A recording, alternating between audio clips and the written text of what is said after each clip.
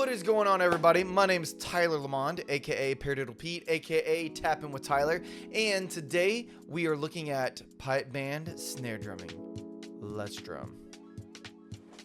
Pipe drums. So someone's been watching a lot of my old rudimental snare drum solo videos where I break down the solo from the rudimental cookbook. And they also have been commenting about how much it's been helping them, which is awesome. I'm glad, one, that someone's actually watching these videos, and two, I'm glad that it's actually legitimately helping someone. Then they reached out and asked if I would be willing to go over a drum cadence that they have for their pipe band. And I thought, absolutely, 100%. This is really cool. I don't get to go over pipe band drumming a whole lot. It's not really what you see like in a modern school system and things like that. You don't see that in modern drumline stuff. So I thought this would be very, very interesting and a very cool thing to do. So let's go ahead and let's dive directly into it.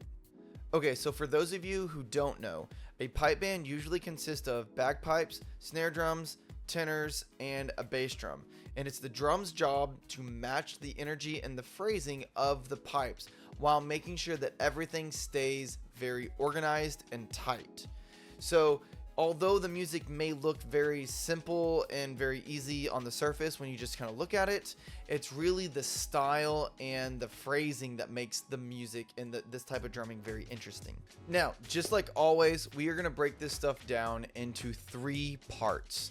The first one is going to be about what is a roll-off and why it is important, especially when it comes to pipe drums. The second one is going to be what is the call and response, or the chip and the forte that happens with this type of music.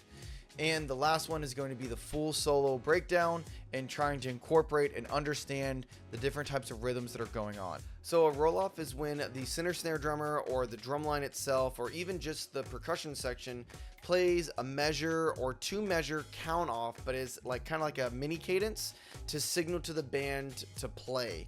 It's kind of like what happens in parades and things like that, and you'll usually hear something like Jean Jean, Jean Jean, Jean Jean, bum ba-dum, and then like they all come in. And the most famous one is the 20th Century Fox intro, which is exactly what I just kind of drum spoke a second ago. And pipe bands use this all the time. It's usually more of just like a buzz roll, like dun, dun, and like they'll come in. And there's actually a really nice recording of the solo that we're going to look at, and that's exactly what he does in the beginning of that video. Now, this isn't really something that's like written on the page at all. They might hand out like a piece of music so that way they can teach it like in a rehearsal or something like that.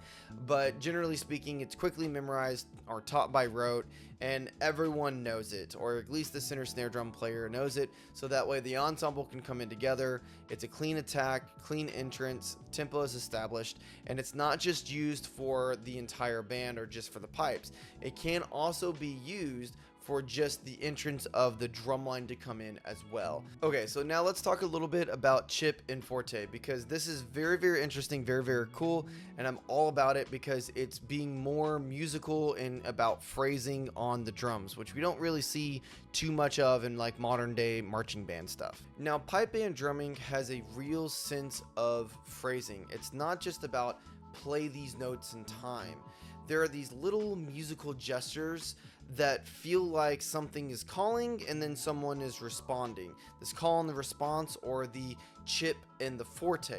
The chip is a much lighter drum like rhythm, and then the response is the forte, which is a much stronger response to whatever the chip is. This is typically done by like the center snare drummer plays the chip, and then the forte is played by the entire drum line.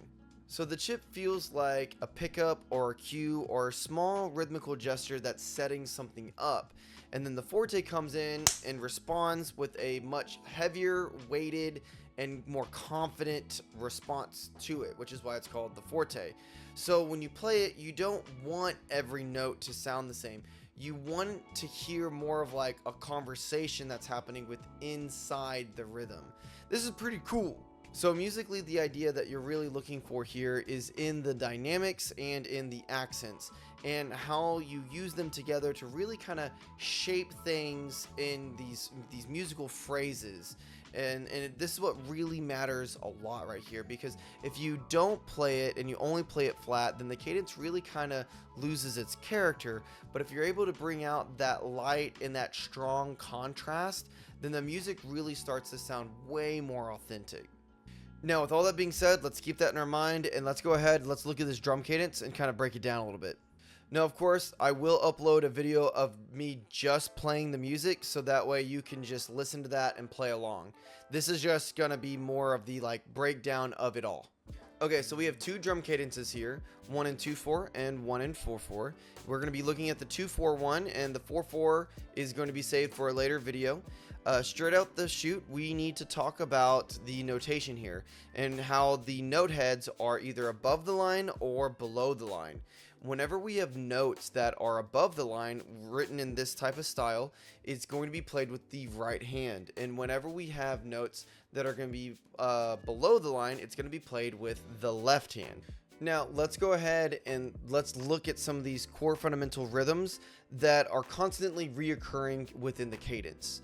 So the first thing that I see is a bunch of 5-stroke rolls. We see it in the very first measure, except these are not 5-stroke rolls. These are going to be 7-stroke rolls. This is super common with a lot of really old rudimental drumming, and especially with pipe band drumming. So that means that the skeleton of this roll is actually going to be 1/8 note followed by 3 16th note triplets. Ta ta da da dun, ta ta da da dun. So kind of like that single stroke 4. And every single roll in this entire cadence, and in the 4/4 cadence for that matter, is going to be a buzz roll. It's going to be very thick and needs to be just a nice, solid, thick, static on the TV type of buzz roll. That's what we're really looking for here. And as you can see, we have that happening a lot. The pra da da da dum, pra da da da dum. So we have it in measure 1, we have it in measure 3, we have it in measure 5, and we have it again in measure 11 in the third line, third measure. Okay, and the best way to get good at that is to just practice the skeleton of it. Ta ta ta ta dun, ta ta ta ta dun, ta ta ta ta dun, and pay attention to the note heads, if it's above the line or below the line, because that's going to tell you the sticking. So it's going to go right, and the triplet is going to start on the right hand, it's going to end on the left. That's also a dead giveaway of how I know that this is a 7-stroke roll, because if it was a normal 5-stroke roll, it would start on the hand and end on the same hand. So it's going to go cha ta ta ta dun, cha ta ta ta dun. Okay, now if we keep going forward, we can see that we have 9-stroke rolls, but again, these are not going to have 16th note basses. These are going to have 6-lit basses to it, meaning that this quarter note that you see in measure 5, 6, 7, in measure 7 in the forte of the second line, beat 2, that quarter note is actually going to have a bass of a 6-lit, meaning that it's going to have, meaning that it's actually going to be a 13-stroke roll. Now, one of the best ways to kind of count 6-lits, especially if they are unbroken, I wouldn't recommend counting 6-lits like this if they were actually broken rhythms, is just bippity boppity. So I would think of this as bippity boppity 1. Zzzzzzzzzum. And that would make sure that I start the roll on the correct hand and in the roll on the correct hand, and make sure that it is the correct rhythm. Bra ba da da da da da da. So that really all builds the mass majority of this entire cadence. Let's look at the next big rhythm that is everywhere. It's kind of the theme of the whole cadence, other than the big fat buzz rolls. And that's going to be this figure right here in measure 2, the dotted 16th note, 32nd note rhythm that we have right there. Dun ta dun ta dun. Now, before you freak out because it's a dotted 16th note and it can be confusing, just remember, what does the dot actually do? All the dot does is add half of the original value to that note. Doesn't take away, doesn't do anything like that. So let's strip it down and make it simpler. Let's not make it a 16th note. Let's make it a half note. A half note has 2 quarter note values inside of it. So a half note equals 2 quarter notes. What is half of 2 quarter notes? Well, half of 2 is 1. So we are now going to add the original value of the half note, which was 2 quarter notes, to half of that value, which is going to be 1 quarter note. 2 quarter notes plus 1 quarter note equals 3 quarter notes. It's literally that simple. So if we just scale it up, a 16th note is worth 2 32nd notes. And the dot is adding half of that. Half of 2 32nd notes would be 1 32nd note. So let's add those together to make 3 32nd notes. So a dotted 16th note equals 3 32nd notes.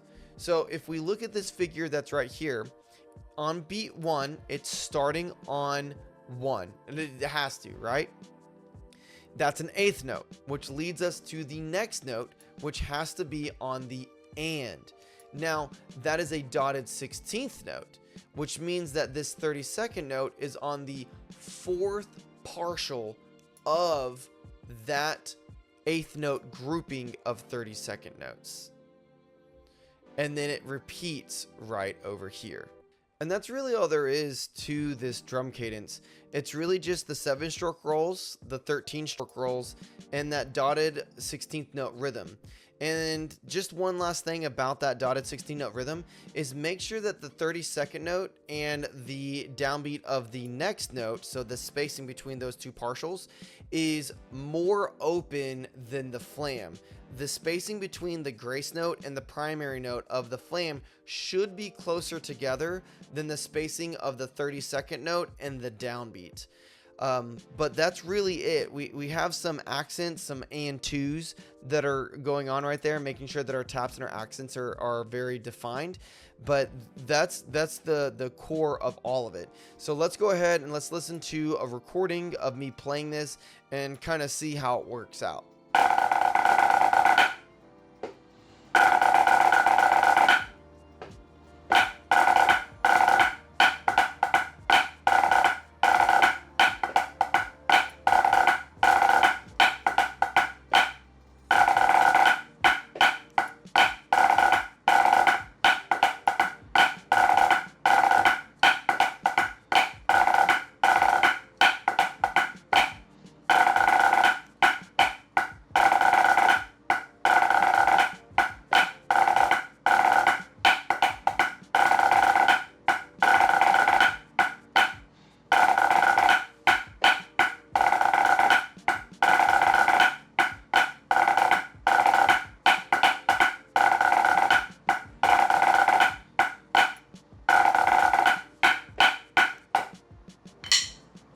Okay, so all in all, not too bad. My taps and accents probably could have been a little bit better. Some of my phrasing probably could have been a little bit better. But for the most part, I think I did okay. What I really want to point out is exactly how I was practicing this in order to learn it. The first thing I did is when I attacked that dotted 16th note rhythm, I just started with 8th notes. And then I worked on 32nd notes on the first partial and then the second partial. So I worked on it with it on the downbeat and then on the upbeat.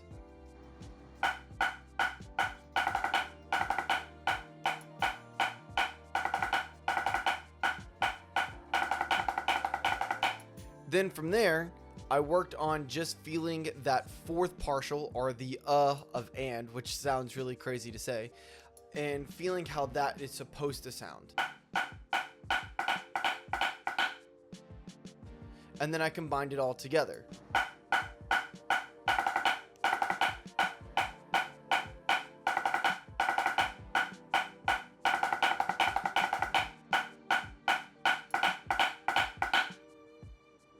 And when it came to the 7-stroke roll, I did the same exact thing. I just did a measure of 8th notes, and then I did 16th note triplets on the downbeat and 16th note triplets on the and then I buzzed them.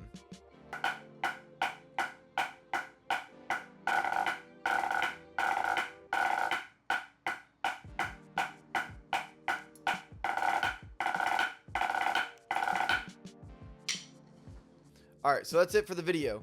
If you enjoyed it, make sure to smash that like button. Really helps out the algorithm. And if you really enjoyed it, make sure to subscribe so that way you don't miss out on further content. And I will catch you in the next one. Makala Checo.